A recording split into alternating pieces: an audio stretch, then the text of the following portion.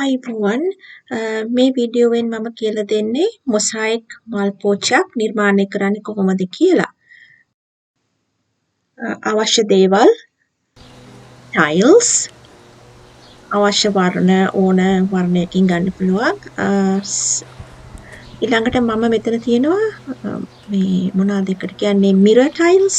ඊළඟට මගේ පෝච්චිය ටෙරකොටා පොඩි ගල් වර්ගයක් තියෙනවා.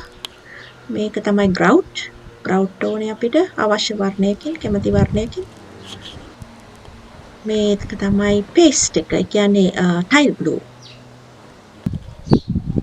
මං ඊළඟට අරන් තිනවා ස්පන්ජ් එකක්, වතුර, තව ටූල්ස් තියෙනවා. මම ඒක පෙන්නන්න.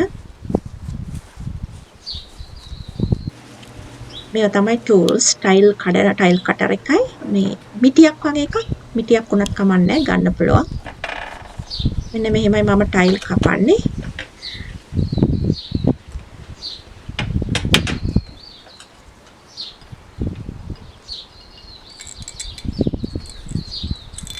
මේක අමාරුයි ඒ වුණාට මේ මම ට්‍රික් එකක් කියන්නම්. කටර් එක අල්ලනකොට අයිනට කරලා අල්ලුවාම අච්චර අමාරු නෑ. ඒ වගේම ඉස්සර වෙලා මේ මොකද මිටියකින් තලා ගත්තනම් පත්තරයක් ඇතුළට තියලා එතකොට ඊට එක ලේසි ක්‍රමයක්. ඊළඟට මෙන්න මගේ ස්පන්ජ් එක, වතුර,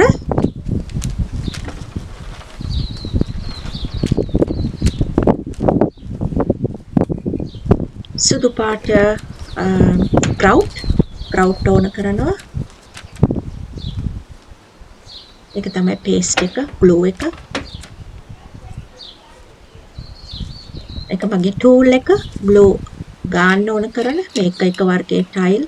මේ ගෙදර තියෙන මේ පරණ කැඩිච්ච පිඟන් වලින් තමයි ඒවා තියෙන. ඒක ගල් මම අරගත්ත වෙනම. මේවා තමයි මිරර් ටයිල්ස් කියලා කියන්නේ.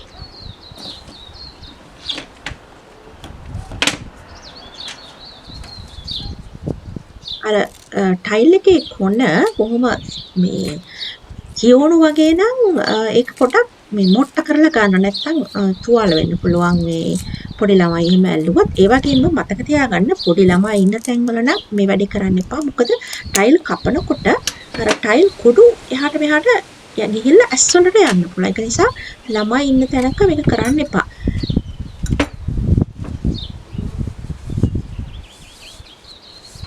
ඒක තමයි මගේ පෝච්චිය මම අරගන්න පොඩි මල් පෝච්චියක් ටෙරකොටා.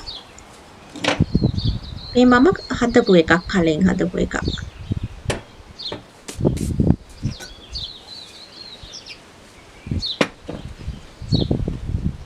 මම පෝච්චිය හොඳට පිරිසිදු කරලා අරගෙන තියෙන්නේ. ඒකේ තියෙන අර දූවිලි එහෙම පිළිදාලා ඒක පිරිසිදුවට තියෙන්න ඕන.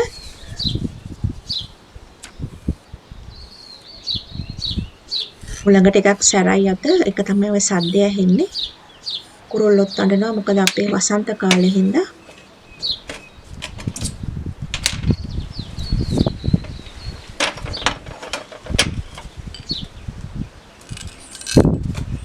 මම දැන් අනිත් ටයිල් ටිකක් කපා ගන්නවා මේ වගේ.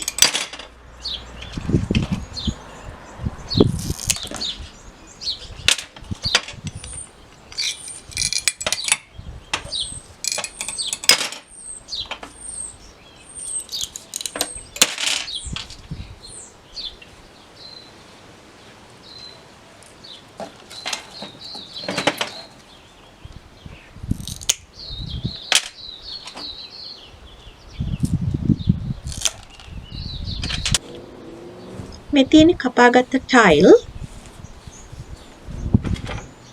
මේ මම තව හදපු එකක්. ඒක ගාඩන් එකේ ලස්සනට තියන්න පුළුවන්. ඒක ඔක්කොම අරන් තියන්නේ පරණ පිඟන් වගේම කෝප පිඳිච්ච ඒවායි. ඒ වගේම මේ ටයිල්ස් වල තියෙනවා එක එක ඝනකම්. ඒක නිසා මතක තියාගන්න එකම ඝනකමින් යුතු ටයිල් ගන්න. දැන් මම මෙතන අරගෙන තියෙන මේ ටයිල් වර්ග තුනෙන් අර පොඩි එක ඝනකමින් අඩු එක.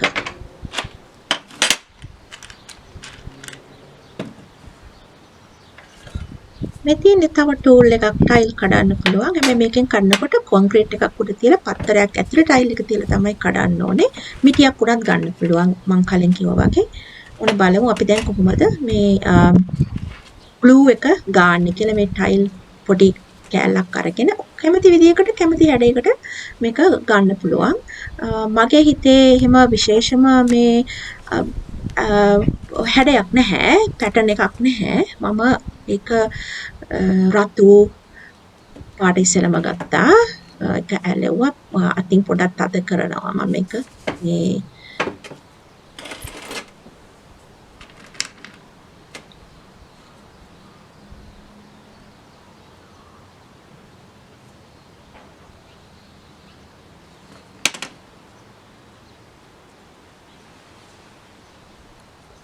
ඊළඟට මම නිල් පාට කෑල්ලක් තියලා පොඩ්ඩක් ඒක තද කරනවා අතින්. ඒ වගේමයි මෙහෙම තද කරනකොට සමහර වෙලාවට අර ග්ලූ ගෑවෙනවා. ඉතින් එතකොට අර වතුර ළඟ තියෙන වතුරකින් ග්ලූ ටික මේ පිහදන් අරින්න.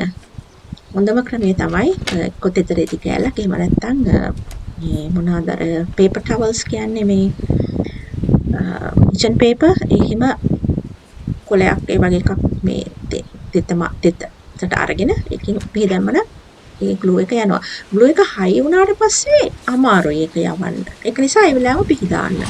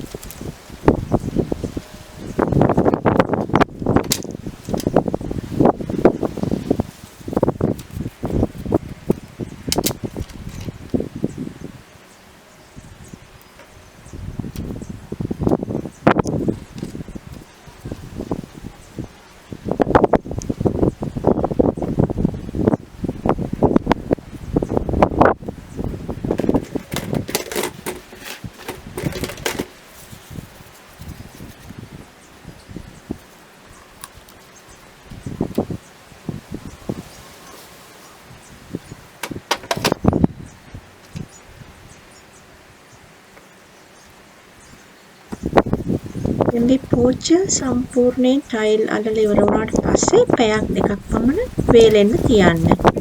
එහෙම වේලුණාට පස්සේ තමයි ඊළඟ පියවරට අපි යන්නේ. ඊළඟට මම කරන්නේ දැන් මේ උඩ කොටස මට ඕනේ ඒක ප්ලේන්ම තියන්න. ඒක නිසා මම මේ මාස්කින් ටේප් වගේ එකක් අරගෙන ඒක කවර් කරනවා ග්‍රවුට් ගන්න කලින්.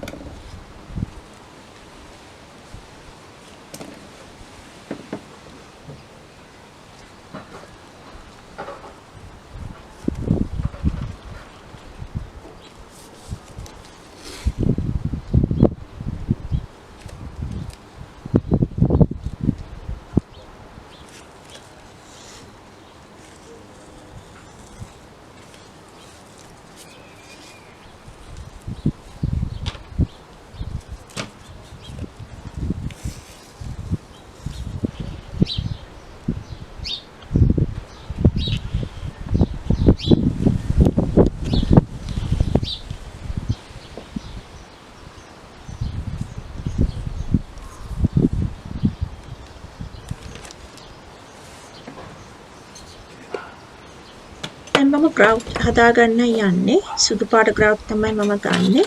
අවශ්‍ය ප්‍රමාණයට වතුර අරගෙන ගොඩක් දේරයක් නැතුව ගොඩක් ඝනකමක් නැතිව එක හදාගන්න ඕනේ. ඒ කියන්නේ ගොඩක් ඝනකම තිබුණොත් ඉක්මනට හයි වෙනවා. ලියර ගතියට තිබුණොත් හයි වෙන වෙලාව වැඩි.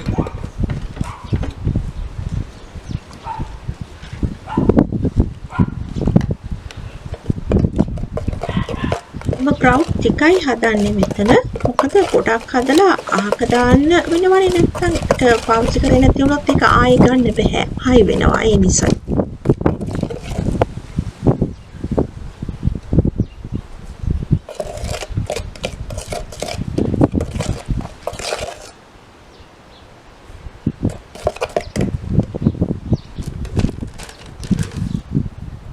දැන් මෙන්න මේ විදිහට ග්‍රවුට් වලින් අර හිතස් පුරව ගන්න. විවිධාකාර වර්ණ ග්‍රවුට් තියෙනවා. සමහරලාට මම අලු පාට පාවිච්චි කරනවා. කළු පාට උනත් පාවිච්චි කරන්න පුළුවන්. එහෙම නැත්නම් දුඹුරු පාට උනත් හරිම ලස්සනයි. ගැලපෙන වර්ණ වලින් පාවිච්චි කරන්න පුළුවන්.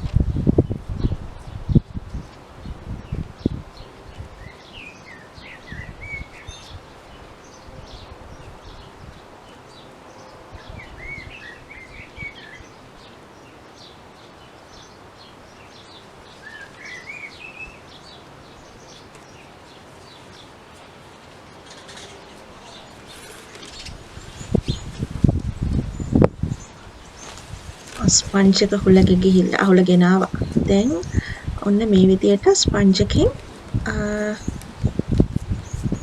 මොකද කියන්නේ මේ පිහදාන්න. එතකොට පිහදාන ගමන් පොඩක් අර ප්‍රෙස් කරන්න. එහෙම ඊට පස්සේ පේනවා ඒක එක සමානව පැතිරිලා යනවා. ඒ විදිහට තමයි ඒක වෙන්න ඕනේ. අපිට පේනවා ඇති මේ ටයිල් උඩ මේ ග්‍රවුට් තියෙනවා. ඒකට කමක් නැහැ. ඒක ගැන කරදර වෙන්න එපා. ඉස්සර වෙලා මේ විදිහට හොඳින් ස්ප්‍රෙඩ් කරගන්න සමානව හැමතැනම.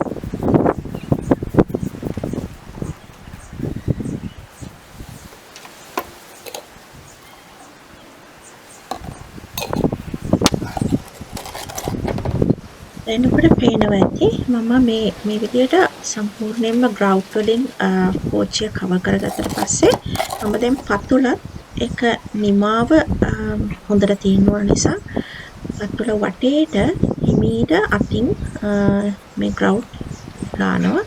මම අර ග්ලව්ස් පාවිච්චි කරේ ඇත්තටම මෙන්න මේ නිසා. මොකද නැත්තම් පතුලට හොඳ නෑනේ ග්‍රවුට් ගොඩක් කරාට. ඉතින් මෙහෙම බොහොම සීරුවට ප්‍රවේශමෙන් මේ විදිහට නිමා කරගන්න.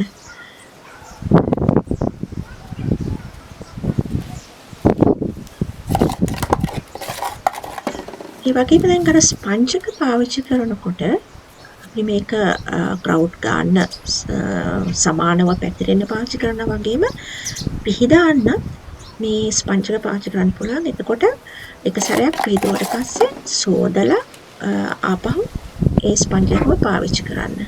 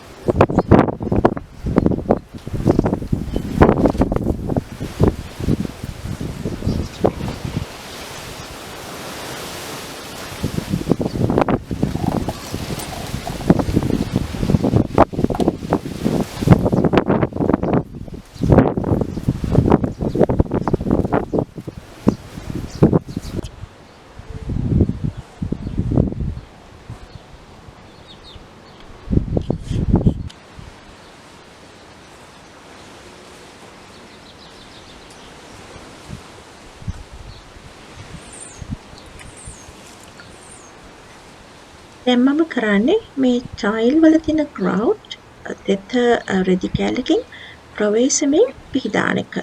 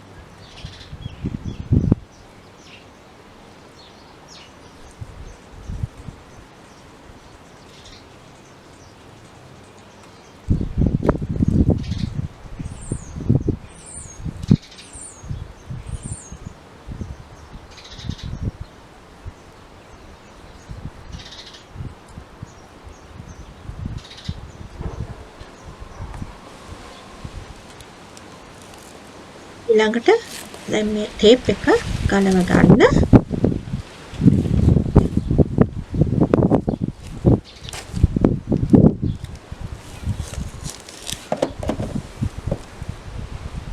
ඊට පස්සේ අර මෙහෙන් ගෑවිලා තියෙන ග්‍රවුට් පොඩක් පිහදාන්න.